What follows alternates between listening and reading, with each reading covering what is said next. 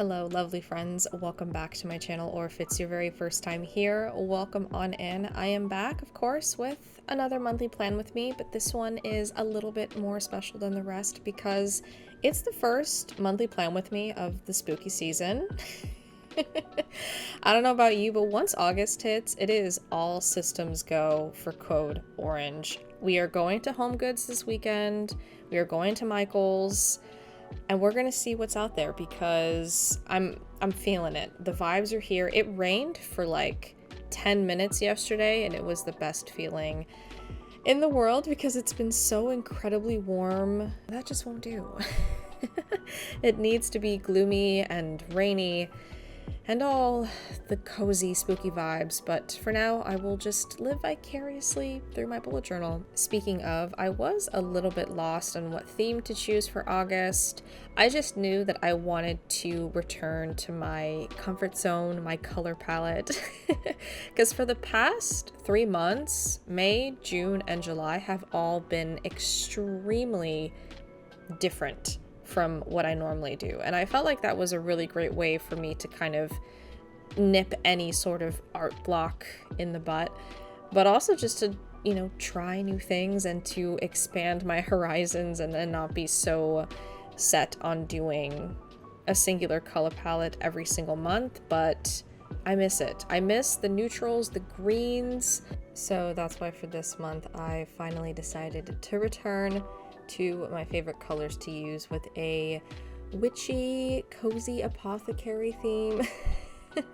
For the cover page, I decided to essentially do like a large potion bottle and then fill that with a whole bunch of dried flowers that I got in a pack off of Amazon, which I will make sure to link in the description in case you are interested in doing something similar for August or for any future month. I know this video is going up a little bit later, but nonetheless, I really enjoy using any sort of dried flowers or leaves in my bullet journals, even though they are extremely temperamental and very fragile. I lost a few soldiers while I was creating this setup because of how delicate the leaves themselves are, but I felt like I couldn't do this theme justice if I didn't at least have a few natural elements here and there.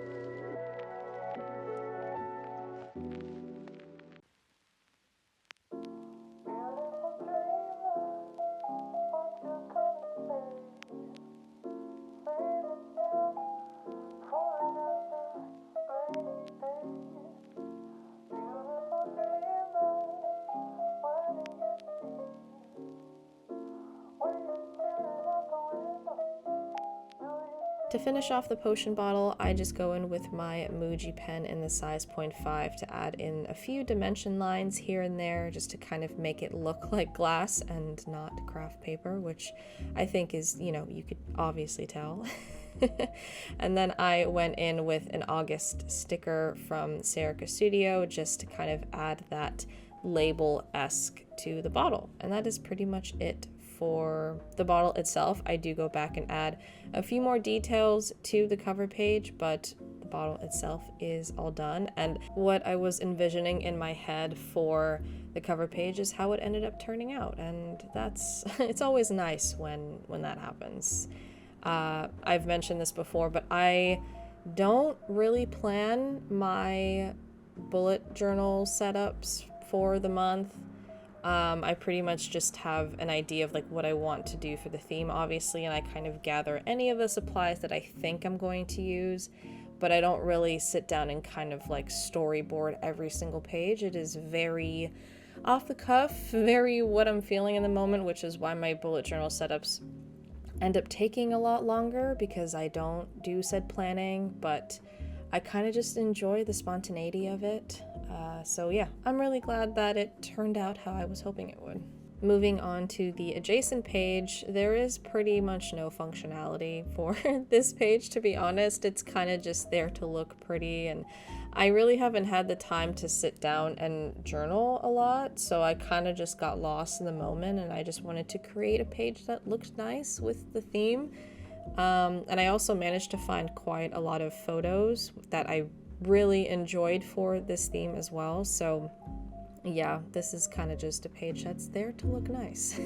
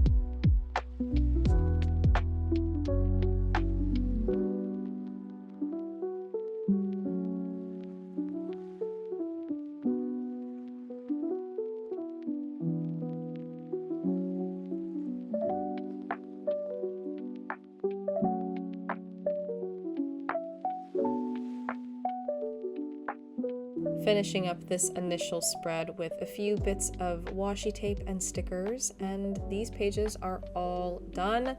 I really love how it turned out. I am just so happy to be back in my element with my favorite colors to use when it comes to journaling, and just seeing a collage of a whole bunch of different mixed media elements is just one of my favorite parts of journaling and why I love it so much. Moving on to this month's habit tracker, which was so much fun for me to create. It took a little bit of time, but it was honestly so worth it because it turned out so cool.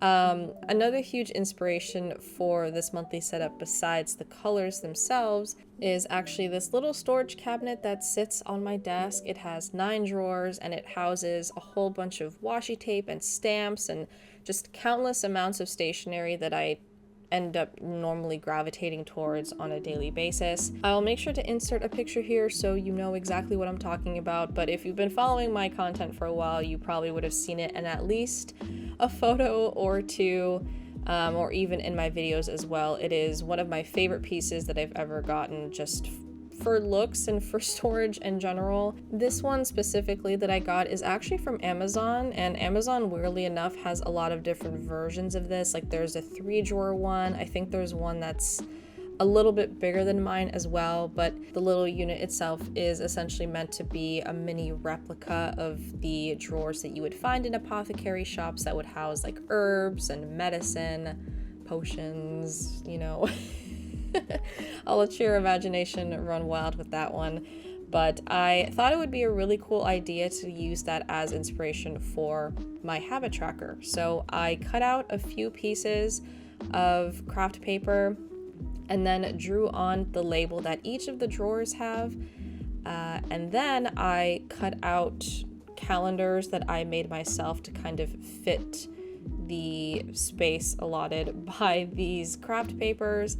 And essentially the calendars would sit in the drawers themselves, and then I could take the calendars out, put them back in, and it was almost like, you know, the calendars are in the apothecary drawers. And I just thought it looked really cool. That was probably in a terrible way of explaining it. But it'll make sense once you continue watching the video.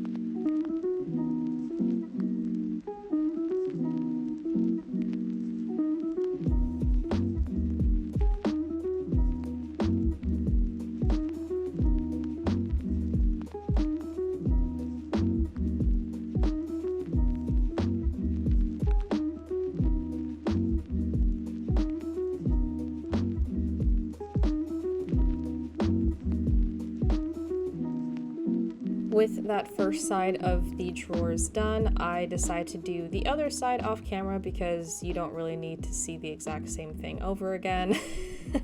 Yay, magic, it's all done. And then I just went in and added the habit labels as per usual, and this is pretty much done. I'm glad that I decided to also do like a Dutch door for it as well to kind of add to that drawer aspect. I was going back and forth of whether to put all of them on a single page or to separate them like this, but I really like how it turned out, and I have just been such an advocate of Dutch door spreads in some form or fashion throughout this entire 2024 bullet journal, so it just feels natural at this point. Moving on back to the previous page, normally whenever I do Dutch doors, I usually tend to do that first because I feel like I can kind of get a better idea of what the entire spread is going to look like, so that's why I prioritized doing the Dutch door and then going back to doing this page, which will of course be the favorites page. I have loved doing this every single month, and it's something that I've honestly committed to. There really isn't much going on this page. It's just a whole bunch of decor. You know the drill. I like to leave as much open space as possible to include any photos or ephemera that I gather throughout the month. I have gotten quite a few questions in the past of like how I go about layering and collaging. I feel like it's difficult to explain because it's different every single time, but I am thinking of doing some maybe short form content explaining kind of what goes through my mind when I go about layering, if that makes sense, and hopefully that'll help some of you out. It is just honestly one of my favorite parts about journaling, besides the obvious planning and, you know, reflecting on day-to-day life. I am just a huge decor and ephemera person, which is why if you go to my shop, I have stationery and sticker bits that are a lot more so catered around adding flair and decor to journals as opposed to like the planning aspect of it, because that's what I just personally gravitate towards. I try to find somewhat of a balance between having something look pleasing to my eye, but then also making sure it still is functional in one way or the other. Ever since I started bullet journaling, I have adapted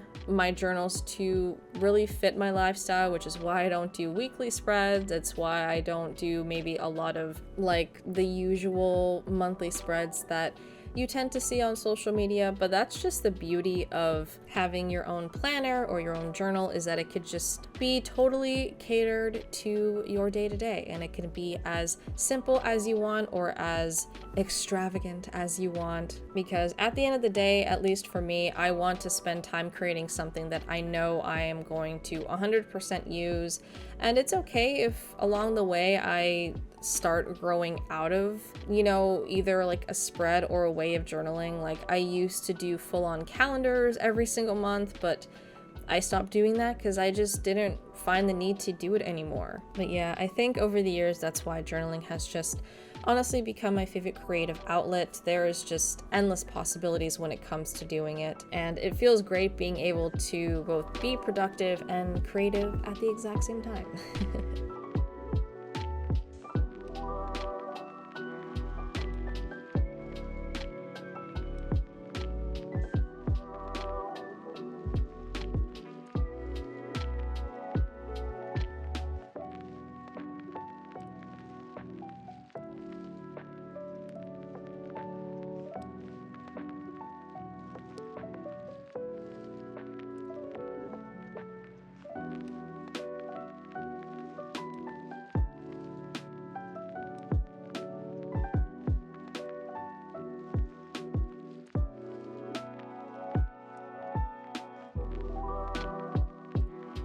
Alrighty, with those pages all done, we are now going to move on to the final page in this monthly setup, which is my mood tracker. I did something entirely different, something that I've never done before. Or no, actually I take that back. I have done this once before, and that was in my 2019 bullet journal, my very, very first one, which I've said it before, I don't have that journal anymore, but if you want to see old Savannah scribbles, you could scroll down all the way to the bottom of my Instagram and you will see my very first bullet journal pages, which are, they are definitely a sight to behold, but you know, we all gotta start somewhere. So for this month's mood tracker, I knew that I wanted to have a whole bunch of bottles sitting on shelves. However, I really wasn't too keen on the idea of drawing 31 individual bottles and trying to perfectly space them out on this page, and on top of that, try to space out all the bottles on some sort of shelving as well. So, to save time and certainly some headaches, I decided to do everything digitally. I found a reference image of like this cabinet of curiosities that I used as inspiration to kind of figure out how I wanted the shelving to look, because I knew I didn't want it to be like linear shelves. I kind of wanted there to be a bit of visual interest, different heights, different widths, different sizes, so that way the bottles kind of looked a bit more organic in the space. And then I just found this image on Pinterest of a bunch of different like bottle shapes. And then I just used the lasso tool just to copy paste, move things around, resize them, and it turned out perfect. It's exactly what I had in mind, and it didn't take too much time at all. I managed to print them out on this smaller craft piece of paper that I had. And yeah, that is pretty much it for this month's mood tracker. I will definitely be revisiting the digital route again. I always forget that I could just do something quick in Procreate, especially if I'm crunched for time, or if there's more of like a complicated idea that I have that would maybe just be better executed digitally.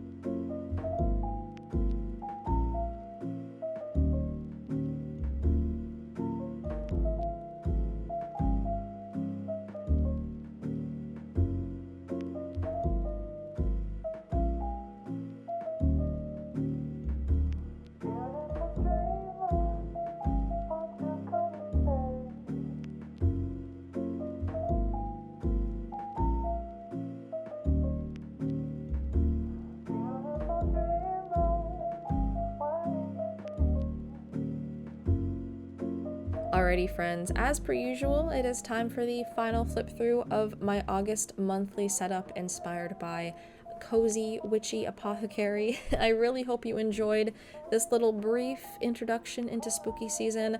I cannot wait to share with you all the rest of whatever I have planned for the coziest season of them all. Of course, Journaltober will be back this October, so make sure to look out for that announcement video coming in September.